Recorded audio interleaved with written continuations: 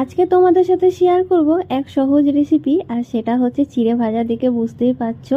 তো এটা বানানো কিন্তু খুবই সোজা। এটা হচ্ছে আমার মায়ের কাছ থেকে শেখা।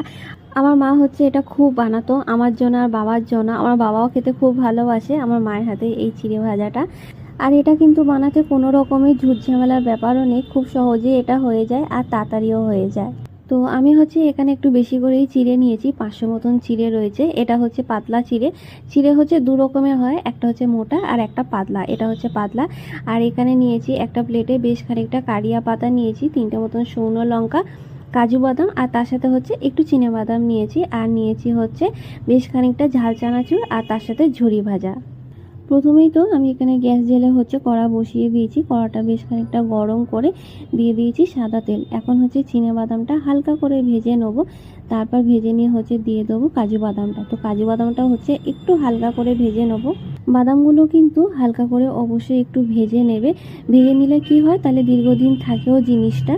তো বাদামটা ভেজে এখানে তুলে নিয়েছি। এবার কড়াই দিয়ে দেবো 3টে শুকনো লঙ্কা ফোড়ন, তার সাথে দিয়ে দেবো কারিয়া পাতা। কারিয়া পাতা ফোড়ন দেওয়ার আগে কিন্তু গ্যাসটা আস্তে করে নেবে, নালে বড্ড ছিটকায়, বিশেষ করে তেল আর পাতাটা। এবার হচ্ছে চিড়েটা আমরা দিয়ে দেবো। চিড়েটা দিয়ে হচ্ছে কন্টিনিউ কিন্তু নেড়ে যেতে হবে। আর হ্যাঁ, এই সময় কিন্তু গ্যাস একটু আস্তেই রাখবে, কারণ গ্যাস কিন্তু জোরে রাখলে চিড়েটা পুড়ে যাবে কিন্তু ভাজা হবে না।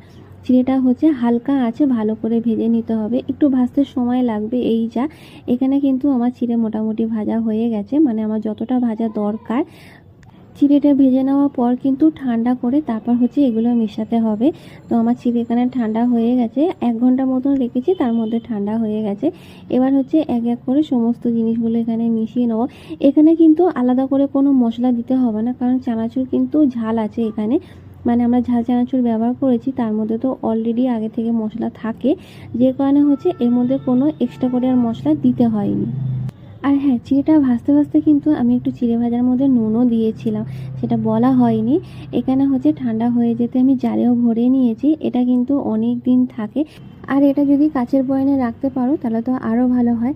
আমি তো এখানে অনেকটাই চিড়ে ভেজেছি, ভাবছি এখান থেকে হচ্ছে মাকেও কিছুটা দিয়ে আসবো।